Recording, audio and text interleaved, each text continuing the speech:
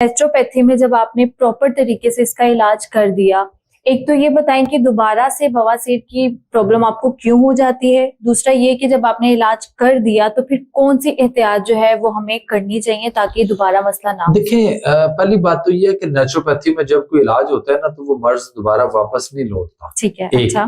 Number दो, उसकी वजह ये होती है कि हमने उसको इलाज के दौरान ही हमने उसको इस कदर वो ट्रायल बेस के अंदर उसको गिजा को इस तरह फोकस किया होता है शुरू में, तो वो इलाज जैसे जैसे होता जाता है उसको भी समझ आती है कि मैंने कौन सी चीजें जिंदगी में नहीं खाई, कम खाई और अब मुझे खानी पड़ गई, तो अब मैं इनको जिंदगी का हिस्सा बना के रखूं। ये भी जैसे लोग, मतलब मिसाल के तौर पे कद्दू की हम बात करें तो कितने लोग हैं जो इस वक्त कद्दू खाते हैं और कितने हैं जो कद्दू खाते ही नहीं है, तो अब उनको खाना पड़ रहा है। आप कद्दू का शेक तो जब वो बैलेंस कर लेते हैं, आप मेरी तरफ आओ, मैं आपको कद्दू का शेक पिलाऊं, आपको आप एंजॉय करेंगे, आप कहेंगे हाँ क्या मजेदार चीज है। ठीक है। और आपको अगर बगैर बताए पिलाया जाए तो आप तो कहेंगे, आप उसकी रेसिपी पूछते रह जाएं। अच्छा। इतना मजेदार है। ठीक है। ये जो लोग हैं ना जो कहते हैं हमें स्ट्रेस टेंशन रहती है, दिमाग में पता नहीं हर वक्त क्या होता है और समझ नहीं आती, और मतलब दिमाग खुश नहीं है, दिल खुश नहीं है, दिल और दिमाग खुश नहीं है, मतलब हैप्पी नहीं है जी। तो उनको कद्दू का मिल्क शेक कुछ दिन पिलाया जाए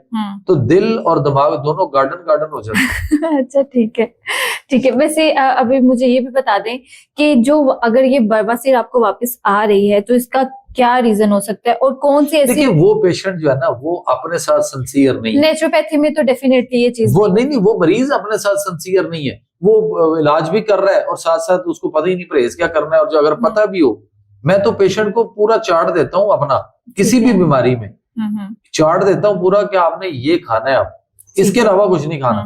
दौराने इलाज जब आपके इलाज हो जाए, आप ठीक हो जाएंगे, उसके बाद आप सब कुछ खा सकते हैं। अच्छा, तो अगर सब कुछ खा रहे हैं तो दोबारा वो मसला तो फिर कैसे होगा ना, फिर तो वो ठीक हो गया। अच्छा। उतनी देर तक उसको वैसे भी एक चीज है, उसके बाद जाके 2-4 महीने बाद जब भी उसका इलाज कंप्लीट हुआ, उतनी देर तक उसको समझ आ जाती है कि अब मैंने अपनी डाइट को बैलेंस कैसे रखना है। फिर वो जाके कढ़ाइयाँ थोड़ी खाएगा, इतना थोड़ी लगा रहेगा जिस तरह वो पहले बर्गर खाता था। वो जितनी अजियत में गुजर चुका है ना, जितनी में गुजरा है और जितने मसाइल थे उसको, वो ठीक होता है तो कहता है। ठंडा गर्म पानी पीने से भी इसका कोई लिंक है? ठंडा पानी जो है ना, ये तो हमारे पूरी बॉडी के लिए इंतहाई नुकसान है। नहीं, नॉर्मली बहुत यक ठंडा तो नहीं, जो कि नॉर्मल किसी भी तरह से ठंडा पानी नहीं, पानी वो है जो ताजा है। अगर आपको ठंडा पीना है तो आप घड़ा रखे ना, घड़े का पानी पिए। आपको कौन कहता है फ्रिज में रख के पानी ठंडा करके पिए, या फ्रिज की बर्फ डालें, या फ्रिज में ठंडा करें, या बाजार की बर्फ लें। बाजार की बर्फ तो और ज्यादा बीमारियां मसाइल पैदा करती है। अच्छा डॉक्टर साहब, अब लास्ट में मुझे बस ये बता दें कि आप आवाम को, जो हमारे नौजवान हैं जिनको ये प्रॉब्लम आती है या जो बुजुर्ग हैं, अगर पाइल्स का मसला आ जाता है उसकी अवेयरनेस के लिए क्या कहना चाहेंगे और किस स्टेज पे आके डॉक्टर से रुजू करना बहुत जरूरी हो जाता है? देखिए, मैं पब्लिक को ये कहूंगा कि स्टेज नहीं देखनी हमने।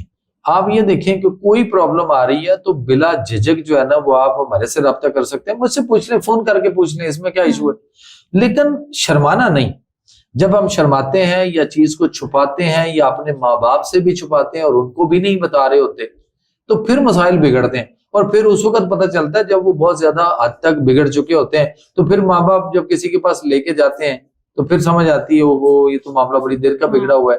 तो वो जब तबीब नब्ज पे हाथ रखता है तो बताता है कि ये तो बहुत पुराना है, तो कहते हैं नहीं नहीं ये तो अभी 2 दिन हुए हमारे बच्चे को, वैसे पता चला है। वो भाई आपको पता चला है? जब बच्चे से पूछे वो कहता नहीं मामा ये तो इतनी देर पहले भी ऐसे हुआ था, इतनी देर पहले भी ऐसे हुआ था, तो उसने नहीं बताया।